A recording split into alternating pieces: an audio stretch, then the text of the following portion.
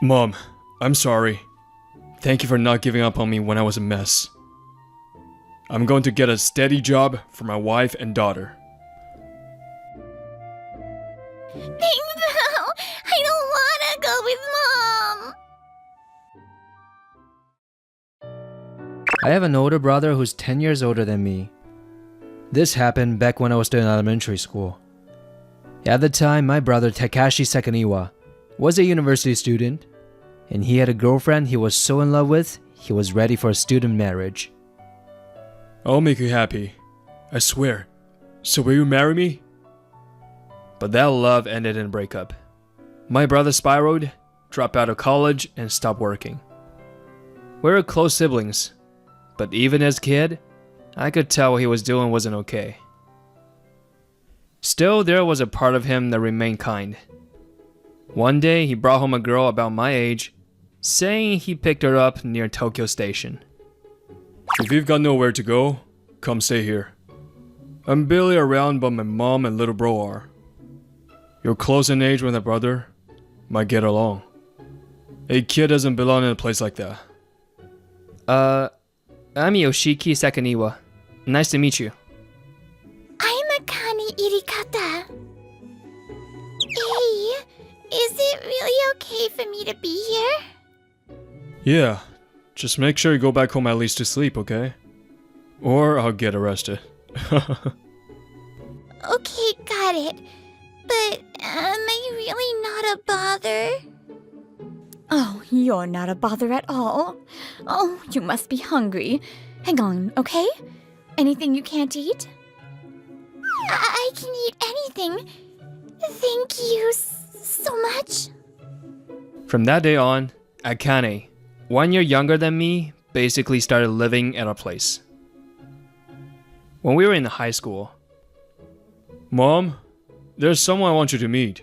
Is that okay?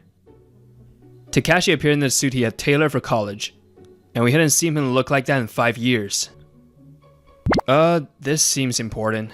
So well. I want you guys to hear this too. Huh? Guys includes me too? Following Mom's suggestion, we moved to the Japanese-style room where Takashi introduced a woman with a toddler. This is Remy and her daughter Kokoa. I'm planning to marry her. The sudden announcement left the three of us wide-eyed. Mom, I'm sorry. Thank you for not giving up on me when I was a mess. I'm going to get a steady job for my wife and daughter. I wanted you to hear my resolve today. Wait a sec. Don't tell me that kid is yours? Unfortunately, no. She's Remy's daughter from a previous relationship. Right. But I'm going to legally adopt Kokoa and raise her as my own. His eyes, filled with strong will, looked like the brother I used to know. Papa! So, you're getting married, but how are you going to support them right now? That's... Takashi stammers at Mom's sudden question, but she sighs quietly as if expecting it, and continues. It's fine. The three of you can live here. Your dad's away on assignment, so there's space. As long as you're looking for a job, you'll manage. Mom, thank you. Thank you so much. Congrats on getting married, Takashi. I kind of feel like I didn't need to be here, though. I wanted you to be a witness too, Akane-chan. Who are you? Huh? Me? I'm Yoshiki. Do you remember that? Kokoa reaching out her little hand toward me was just too cute. 3 years passed, and I became a law student in college. True to his word, my brother used an old college friend's connection to land a sales job in fire safety equipment. Kokoa, anything you want for your birthday? A big stuffed animal. As if trying to make up for lost time, he worked like mad and started earning real money. He became a great husband and father in every sense, but... Big Bell, let's play! While I was napping, Cocoa barged into my room. Since my brother's always busy working, Cocoa might actually be closest to me. Okay, after breakfast. It's already lunchtime. As Cocoa led me downstairs, Mom and Akane were chatting in the living room. You sleep too much just because college is on break. You still wake up early, Akane. Even on break. You don't look the type. You can't do unhealthy things with an unhealthy body, right? What are you, a rock musician? I was gonna take Koa out to play, but she said she wouldn't go unless you came too. So we waited. Compared to when we first met, Akane is shockingly cheerful now. She ran away from home because her mom was neglecting her. Our mom reported it to the child services. Because of that, her dad found out and her parents divorced. I'm so sorry, Akane. I shouldn't have interfered. No, it's okay. Thanks to that, I get to live with my dad now. I'm happy. She still spends a lot of time here, but it looks like she got out of a neglectful environment. By the way, Akane's mom apparently already had some mental issues, and after the divorce, her condition worsened and she was hospitalized. Still, how did she turn out like this? Starting in high school, Akane got really into Jirai K fashion. She had no more ties to the streets around Tokyo Station, but maybe she still felt a connection. Hurry up and get ready. I'll give you this energy drink instead of lunch. Can I please just have actual breakfast? She was actually my first crush, but now she's more like family. Thus, we came to the movie theater inside Ion Mall to watch a kids anime. Big fist solve everything. All mystery solved with brute force. Muscle Detective Holmes, the barbarian, huh? Isn't this kind of bad for kids? Huh? Why? It's realistic. Criminals are powerless in the face of overwhelming violence. That's a terrible kind of realism. Hey! After the movie, we came to the food court so Cocoa could eat some snacks and take a break. Then, as usual, Akane quietly spoke while sipping her energy drink. By the way, how's Remy been lately? Same as ever, she leaves Cocoa with Mom and is constantly out. Right after the wedding, Remy was doing housework quietly, but she started spending more and more time away. Now, she and my brother argue more often. She went out again today before you woke up. Like it was totally normal. Mom's tried to talk to her a few times, but since she was the reason my brother got back on his feet, we can't be too harsh. That woman gives off the same neglect vibe as my mom. What did Takashi ever see in Remy?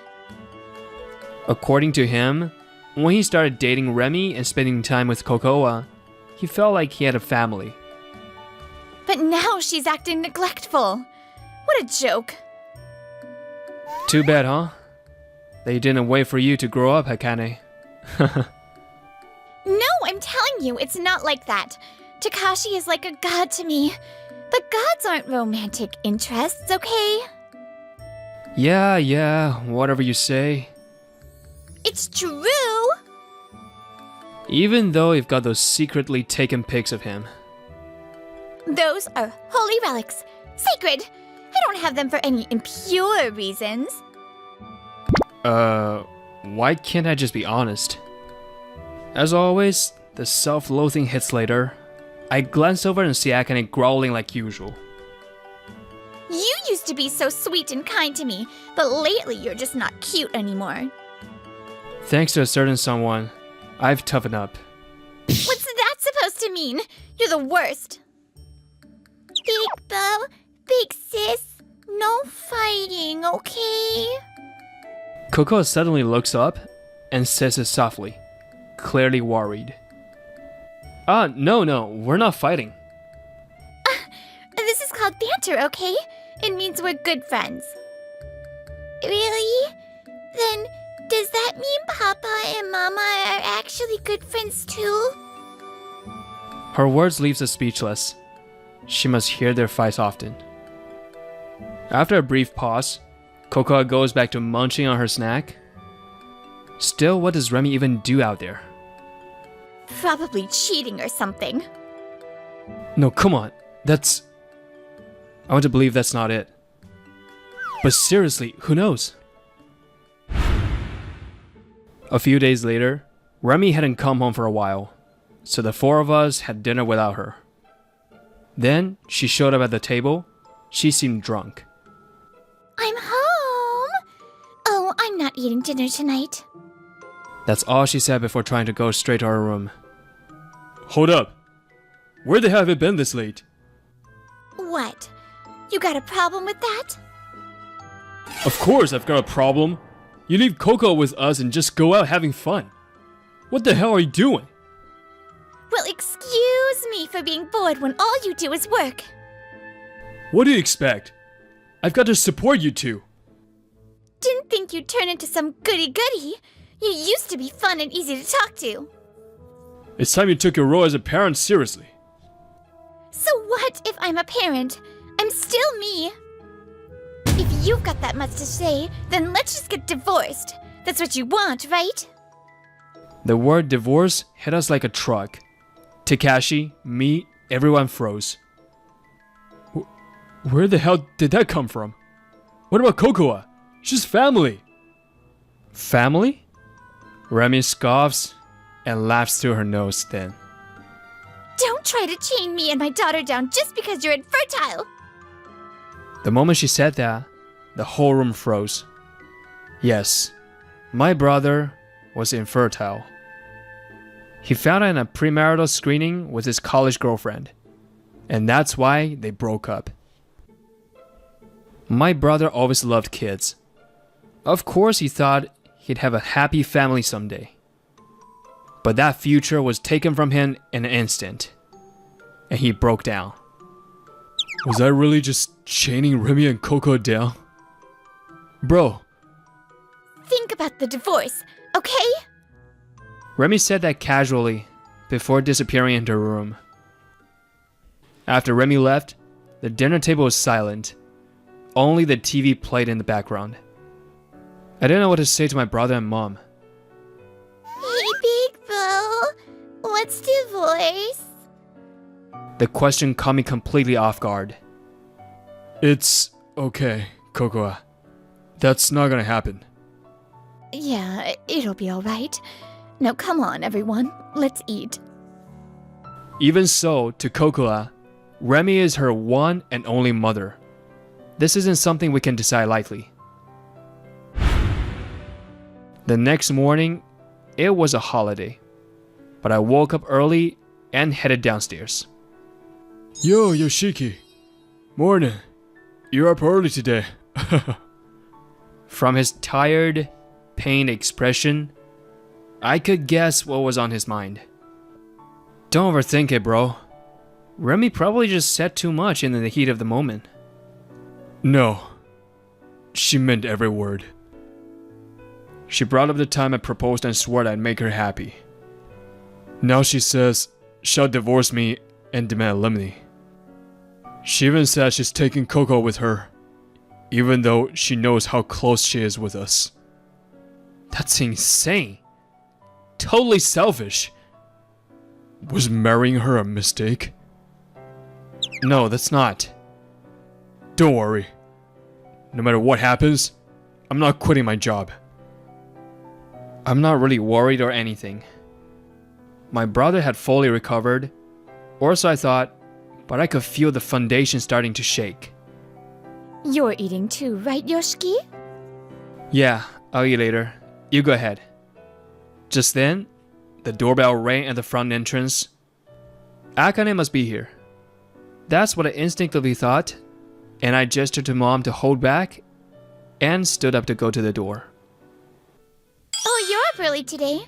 Morning, Yoshiki. Sure enough, Akane was standing outside. It was hard to tell because of her makeup, but she looked a little annoyed. Something happened? You got that thinking too hard face on. She said what I was just about to ask. Well, we've known each other almost 10 years. Guess we're just that attuned. No. I mean, it's just... Suddenly, we heard footsteps pounding down the stairs, and then... Heartfelt, I don't wanna go with Mom! Coco suddenly ran into me crying. Whoa! What happened? Coco, what's wrong? Then Remy came down the stairs sluggishly. She asked what divorce was, so I explained. Then she suddenly started freaking out. Kids, right? Divorce? Wait, what are you talking about? That's none of your business. Remy snapped coldly. I whispered to Akane. She and my brother had a bit of a fight last night. It wasn't a fight. I just said if I couldn't have my freedom, I'd get a divorce. Divorce is bad. I want to stay here. Doesn't matter what you want. It's up to your dad. You act like this doesn't concern you. But if you'd just stop running around, this wouldn't even be a thing. No way. If I had to stay put, I'd die of boredom. You don't even work. A mom with a kid getting divorced? Are you stupid? How do you expect to survive? What are you talking about? He adopted her. He has legal duty to support her.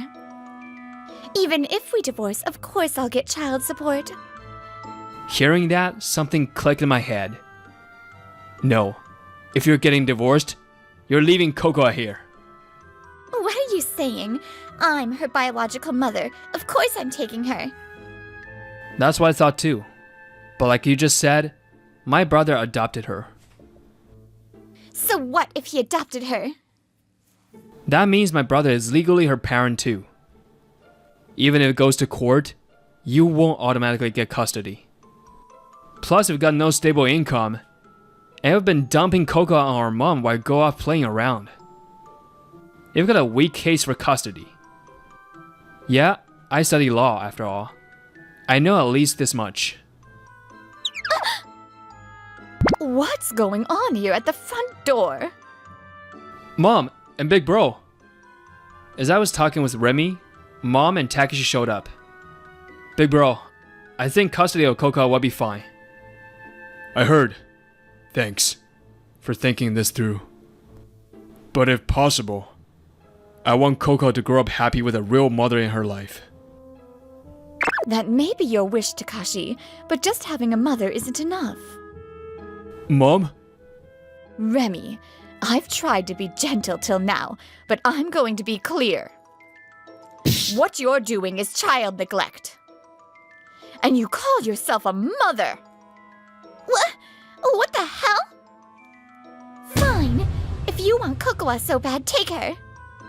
We're getting divorced, and I'll at least get alimony. Too bad. You're the one who will be paying. Akane, who had been quietly observing, suddenly muttered. I've got photos of you cheating. Remy's face goes pale as Akane shows her phone. And not just that. I followed you for a single day and caught you on dates with 3 different guys. So that's why she seemed moody earlier. No, that's fake. Those are doctored photos. Fake, huh? Well, doesn't matter. A proper investigation will prove the truth.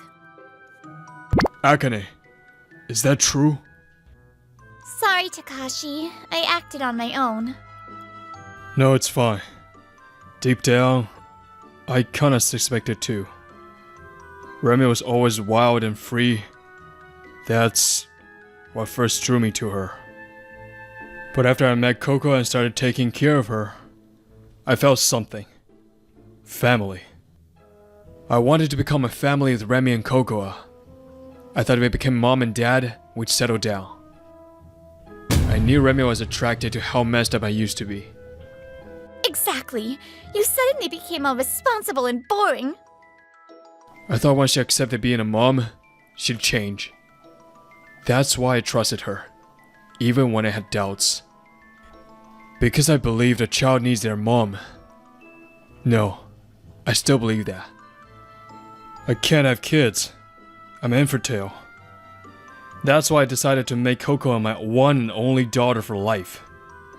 For her, I'd do anything, even endure this. I always dreamed of having a happy home with kids. Even now, knowing she cheated, I'm not fully sure about divorce. Takashi, I'm sorry. I'll stop cheating, so please, please forgive me. Maybe sensing a crack in his resolve, Remy clung to him.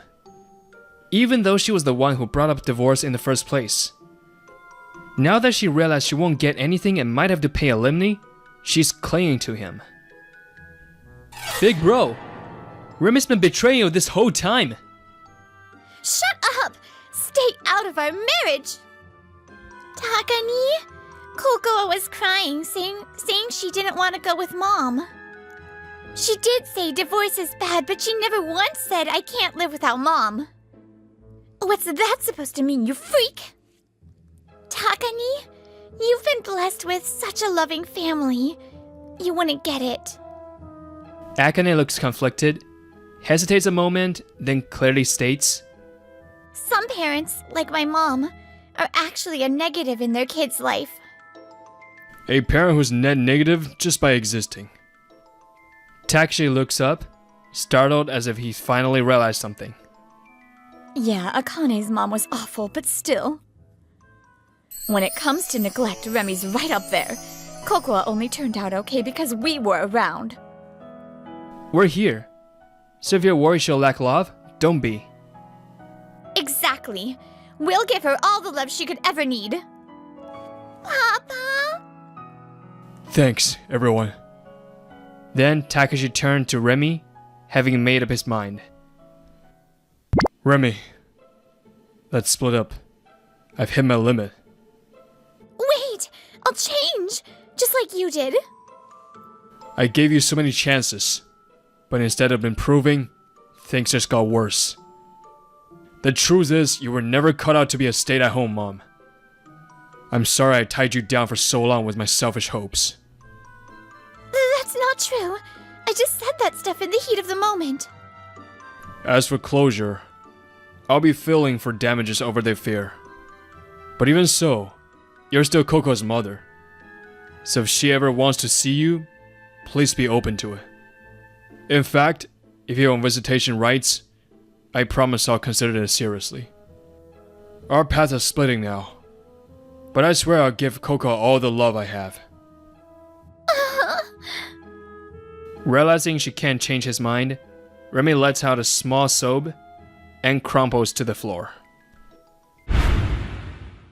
After that, my brother and Remy officially divorced, and just as I predicted, he got full custody of Cocoa. Actually, Remy didn't even fight for custody or ask for visitation rights. With no family to lean on, she had to get a part-time job to pay the damages from her affair. Her cheating partner? Ha! Who knows? There were too many to count. I'll cooperate if you want to investigate. And as for the guy or guys involved, turns out there were easily 10 or 20, counting one-night stands.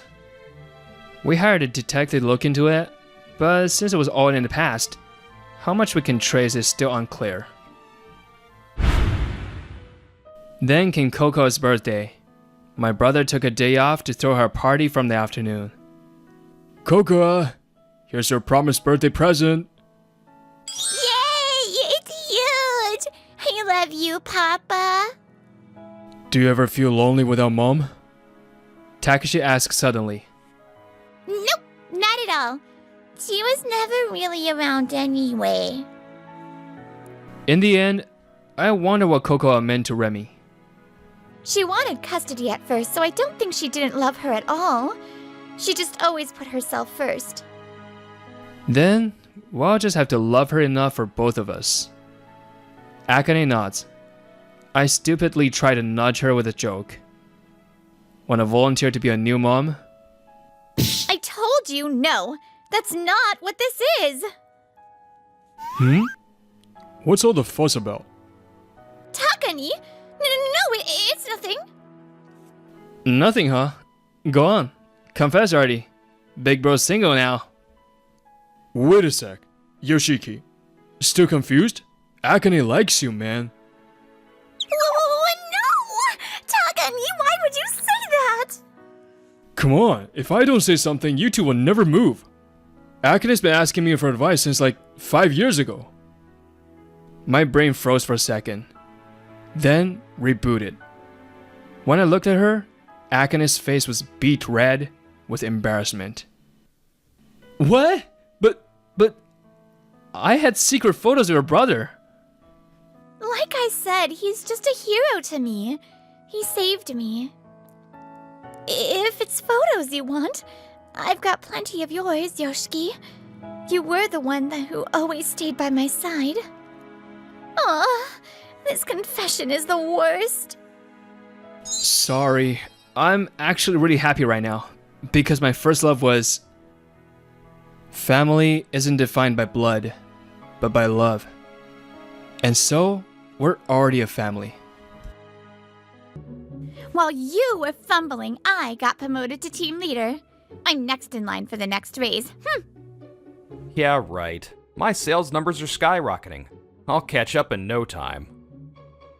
Ha ha ha! This is insane. You want to get fired too? Like that guy? Huh. Ooh, I really messed up. I'm Eiji Nomada, 22 years old, a rookie sales rep at a system development company. Right now, I'm drowning in self-loathing in the company cafeteria. What am I gonna do? All because I overpromised to a client, said we can do it without thinking due to lack of knowledge, and ended up requesting a massive unexpected spec change from the dev team. You're Nomata? Just as I'm sulking, a woman who looks even younger than me comes up and starts grilling me with intense fury. Must be nice having a relaxed lunch break. Thanks to your clueless pitch, I had to pull an all-nighter to fix the mess. That's when I realized she's from the dev team. Most likely, the famous Shiho Misaki, 18 years old, rumored to be a brilliant high school grad programmer in our cohort. Can't even clean up your own mess at your age, huh? That phrase, because it's true, it makes me even angrier. Yeah, that nailed it. What the hell? Talking big for someone younger than me. Huh? And you're older but can't even read a spec sheet? If your sales pitch was a server, it would have crashed instantly. At least check the specs next time before barking orders. Hey now, Misaki, he didn't do this out of malice. Cut him some slack. Director Nanri. There he was, Director Nanri from the dev team. Feeling guilty after his kind words, I end up bowing my head to the floor. I'm sorry, my lack of programming knowledge caused all this extra work. In that case, just learn more. I'll recommend some good books. If there's anything you don't get, bring it to me. I'll explain it. We're in different departments, so I can't always help, but I'll support you when I can. From then on, I occasionally got to learn programming from Director Nanri. Though, most of the time, Shiho was with him too, so we often butted heads whenever we met. While you were fumbling, I got promoted to team leader. I'm next in line for the next raise. Yeah, right. My sales numbers are skyrocketing. I'll catch up in no time. Ha ha ha! Eventually, we became rivals, racing for promotions despite being in different departments. 10 years flew by in the blink of an eye. I got promoted to section chief in Sales Division 2. Shiho became the youngest lead programmer in the company. Director Nanri's mentorship had long since ended, and now I'm the one training junior employees. The team's all out doing fieldwork today. Wonder if Director Nanri's here for lunch. Even now, I try to have lunch with Director Nanri whenever I get the chance. Ah, there he is. Of course, Shiho's here too. Hey, Nomada. I've been hearing good things about Sales Division 2 lately. Keep up the good work. Thanks, I say, and Shiho shoots me a sideways glare. But I guess she couldn't come up with a snarky remark today. Fine, I'll break the ice. What, don't eat with your juniors anymore? You getting too mean and they avoid you now? Ha! Programmers speak with code. Don't need lectures from wordy normies like you. Director Nanri watches us, smiling as always.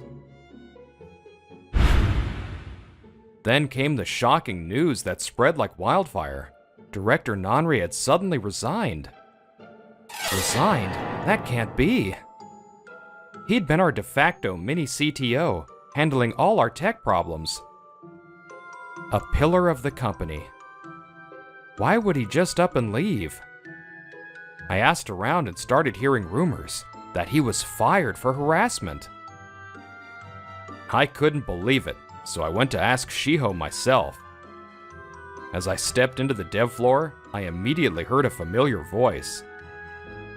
Sure, introducing AI to development is revolutionary, but using that to justify cutting people...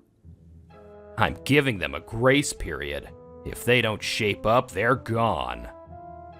Ugh.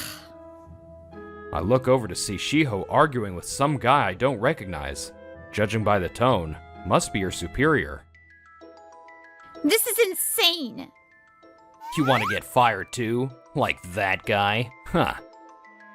I flinch. That guy must mean Director Nanri. Shiho must have thought the same thing. Do you know something about Director Nanri's resignation? I'm the director now, don't forget it, and I'm done wasting time on this nonsense. Shiho glares after the guy, then suddenly stomps the floor with a loud thud. I'm quitting. I've had enough of this place. Whoa, hold on. What about your team and juniors? Wait, Nomata, what are you doing here? She glares at me hard, but she's clearly in a terrible mood, but I press on. What happened?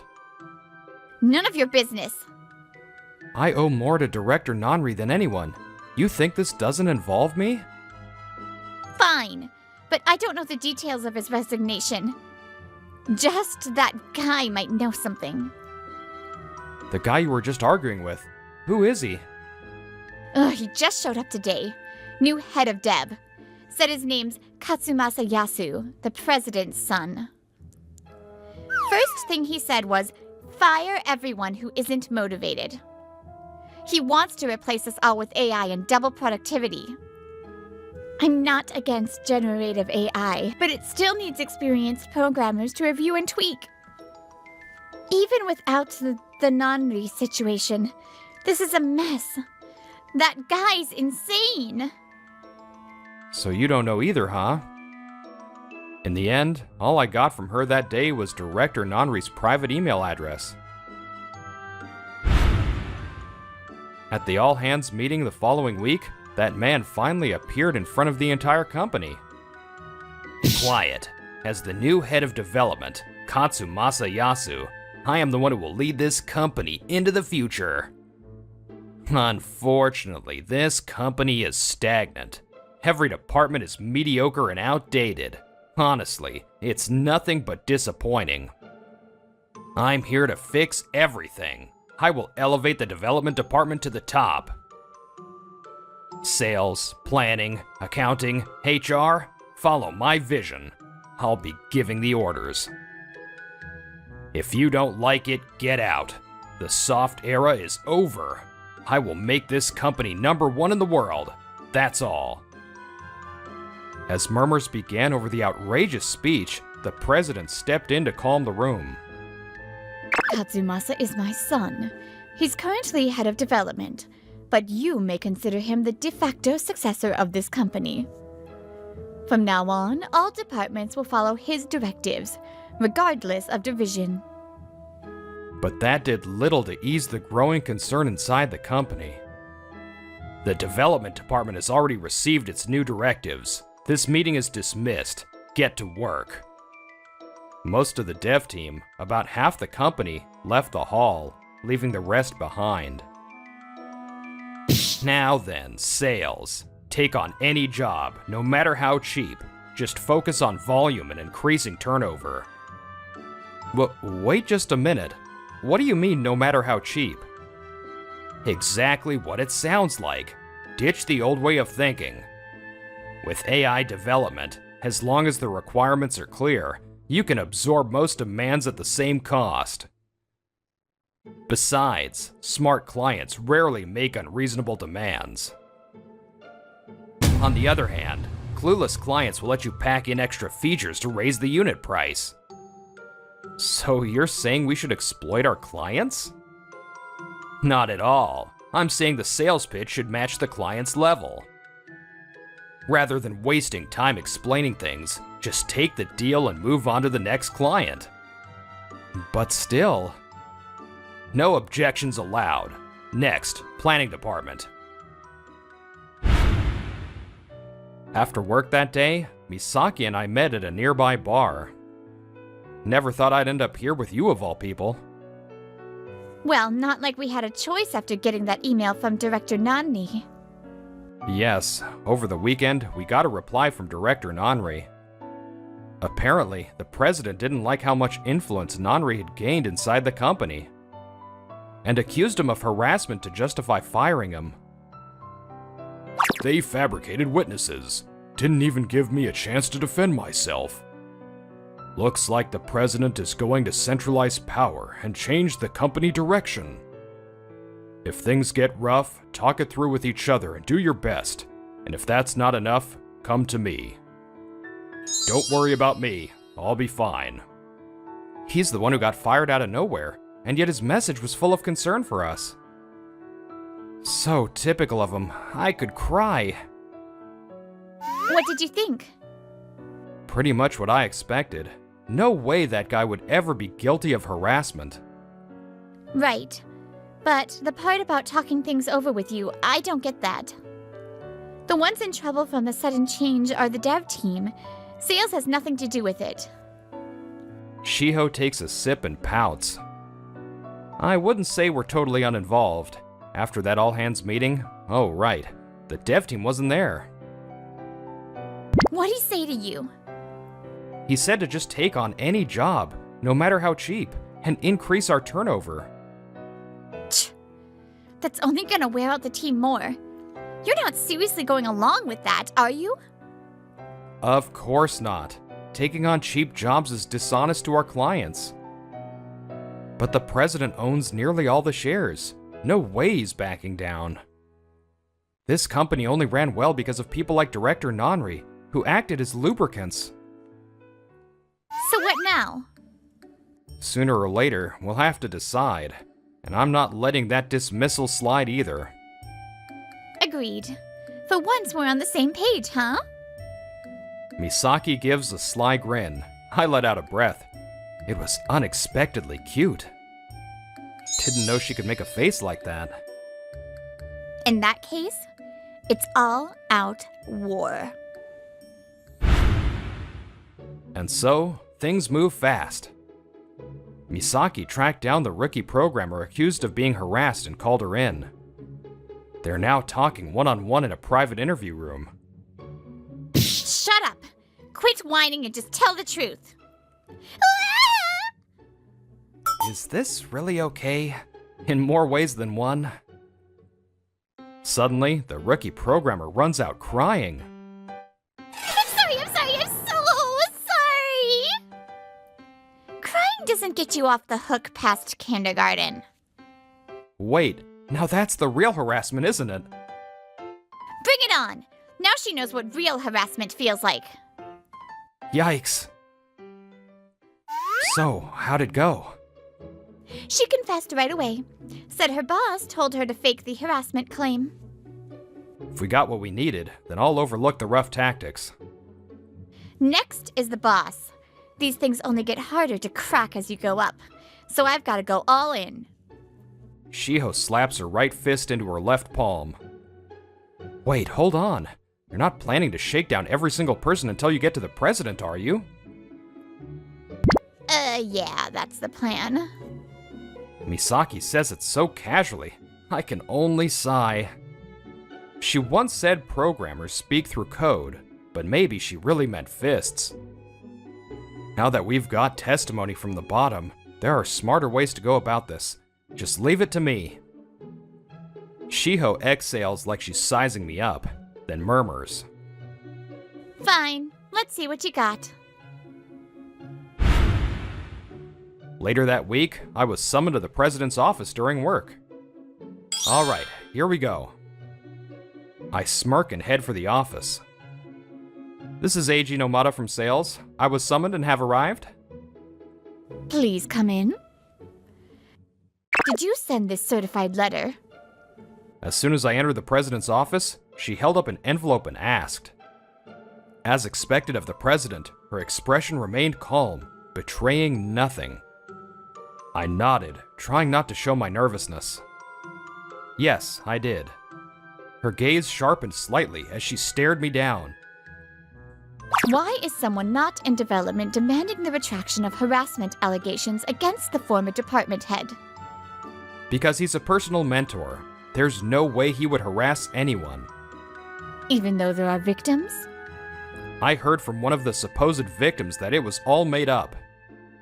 Testimonies can be shaky. She hesitated for a moment, then muttered that, but I'd already anticipated that response. Exactly. That's why we have to be careful before labeling something as harassment. Normally, to dismiss someone for cause, you have to give them a chance to defend themselves.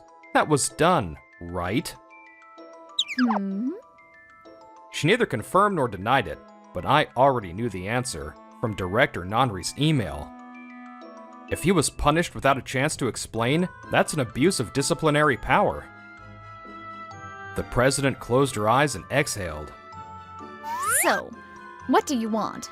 His reinstatement? No, he doesn't want that, and I doubt you'd accept it either. So, just as the letter says, I want an internal notice retracting the allegation. What's the point of that? To restore his reputation. If you can't accept that, I'll have to take this to the labor board. There was a short silence before she gave a thin smile. You really are a sharp section chief. I like people who know how to negotiate. I'll remember your name. Terrifying. A different kind of scary than Misaki. I'm honored. So, may I have your answer? I'll accept your demands in full. That's acceptable, right? A notice was immediately issued stating that while the person would not return, there had been a serious factual error. It was posted on the company bulletin board and later sent out via individual emails as well. And so, Director Nanri's honor was quietly restored. Not bad. You impressed me a little. Well, we each did what we're good at. Now, all that's left is to prepare and make a decision. A few months passed, and it was time for the all-hands company meeting. The president gave opening remarks, then passed it off to Director Yasu, who reviewed the last quarter. Thanks to my full integration of AI, our profits are rising. Of course, it's not enough yet, but the path to success has begun. Everyone, work harder. Director Yasu boasted proudly about his own strategy. But to me, it looked like short-term profit gained by burning customer trust. According to Misaki's complaints, the development team is clearly starting to fall apart. The forcibly implemented AI creates headaches for inexperienced programmers. It runs, but no one understands why it runs. AI is supposed to turn newbies into pros. But that only creates bugs, which senior engineers then have to fix. This reckless approach won't last long. After Yasu's long speech, other departments gave their updates. Then it was the development team's turn. Misaki stepped forward to present. I'm Shiho Misaki, lead programmer. I'll report on recent project development. We ran 6 projects last quarter, 5 of which completed successfully. The remaining one is 80% done and in debugging. Final testing is coming soon. Just when it seemed her report was ending, the slides advanced. Bug rates increased about 30% with AI use. The headline, 30% more bugs under new policy appeared. The room murmured. Misaki, what are you doing? Just stating facts, though they might be inconvenient truths. Her expression showed a defiant strength. Everyone listen. This policy crushes our craft and betrays our clients. The sudden dismissal of our department head was a wrongful act to silence dissent. The room grew louder. The prior restoration of reputation lent weight to her claims. We programmers aren't code-writing machines. We build trust. I can't stay in this company anymore. After Misaki's declaration, the room fell silent. Do what you want. AI will replace you. But Director Yasu still looked composed. Then, I quit too! one voice rang out from the audience. Then another and another. Misaki's team saw over 10 people declare their resignation. Director Yasu finally showed some signs of being rattled. Huh, fine. I was going to cut useless programmers anyway. Still, his smug attitude was infuriating. Watching all this, I glanced at my team. They all nodded silently. Then I raised my hand. Sorry to interrupt, but I think now's a good time. What? I, Eiji Nomada, and the entire Sales Section 2 resign as well. What? What is this? Director Yasu finally looked clearly shaken. Sales should earn trust both inside and outside the company. I can't follow this new policy. What are you gonna do after quitting? You'll be the ones left out on the street. Of course we have a plan. We're joining the new company started by our former development director. Not just us, but the others too. At those words, Misaki nodded on stage. I had ensured places for the subordinates I wanted to protect before orchestrating a mass resignation. It was a blow struck, but, unfortunately, this was the best we could do for now. I remember you. Thought you were a bit smarter than this. So you've chosen to go against us. With the division head at loss for words, the president stepped in. Seems that way, but I don't think we're without a chance. Your abrupt policy shift has made your clients uneasy. If we pitch to them, there's a high chance they'll come our way. What a funny joke. Go ahead and try. Let's see what a no-name startup can do. Wait a sec. Poaching clients after quitting is illegal, you know. To the agitated department head Yasu, I calmly replied. Unfortunately for you, taking clients based on personal skills and trust isn't illegal, unless someone walks off with the customer list, that is. Let's hope your AI can fill the gap we're leaving behind. Kuh. Yasu's face twisted in frustration. From there, the old company and the new one entered into a heated rivalry. But the old firm, strained by its reckless development model, gradually wore down. On top of that, Misaki's resignation speech became legendary within the company, inspiring a wave of others to follow. Why? Why can't any of you even handle basic AI functions properly? In the end, the old company collapsed within 2 years. The president and department head Yasu had their assets seized by creditors and were left unable to recover. Meanwhile, let's rewind to just after we joined the new company. Misaki and I were summoned by our new president, Nanri, to his office. What is it, sir? Well, I've got good news for you two. I want to recommend you each for a matchmaking meeting. A beat before my brain could catch up to the sudden topic. Wait, matchmaking?